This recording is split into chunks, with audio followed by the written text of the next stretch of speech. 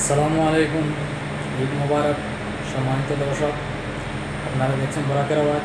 Media সামনে আজকে পবিত্র ঈদুল আজহার দিন আপনাদের সাথে একটু মানে তথ্যপাত্য দুঃখের মানুষ মনের সুখ দুঃখ এবং আমাদের উদ্বেগ প্রকাশ না করে পারিনি।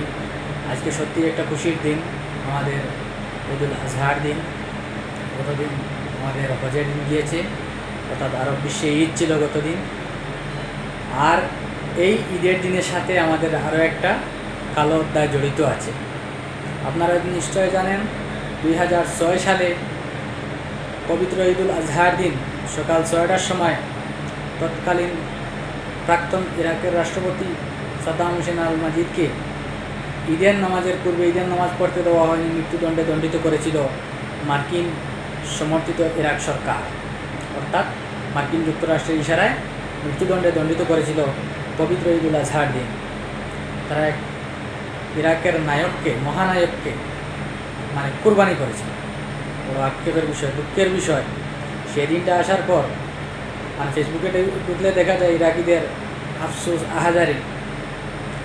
আজকের এই মধ্যপ্রাচ্যের অস্থিতিশীল অবস্থায় এই সময় আপনারা কে কতটুকু অনুসরণ করতেছেন, ওনার প্রয়োজনীয়তা বোধ করতেছেন?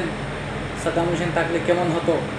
যে সাদ্দাম হোসেন নিজের মৃত্যুর সময় কাঁদেননি, সেই সাদ্দাম হোসেন ফিলিস্তিনের এক নারীর আহাজারি শুনে জ্বর করে চোখের জল ছেড়েছিলেন।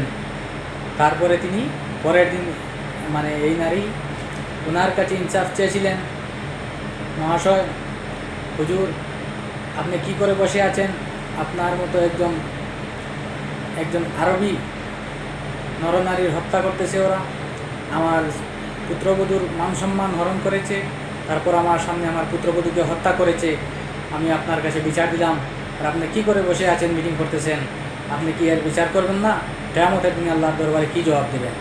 সেই কথা শুনে ইরাকের মহানায়ক জ্বর করে চোখের জল ছেড়েছিলেন। আর তারপর তিনি ঘোষণা করেছিলেন ইসরায়েলের উপর রকেট হামলা। একসাথে 110টি রকেট হামলা করেছিলেন। আজকের দিনে যদি উনি থাকতেন, বর্তমানে প্যালেস্টাইনের এমন অবস্থা হতো না। আর কেউ আসুক চায় না আসুক, আল্লাহর বান্দা একাই যুদ্ধের ময়দানে নেমে যেতেন, কারোর সাথে কোনো আপোষ করতেন না। মধ্যপ্রাচ্যের একজন সিংহ পুরুষ ছিলেন। আপনাদের চোখে উনি কেমন লোক ছিলেন আপনারা কমেন্টের মাধ্যমে জানাবেন। ইরাকের নায়ক ছিলেন না খলনায়ক ছিলেন, সেটা আপনারা কমেন্টের মাধ্যমে আমাকে জানাবেন।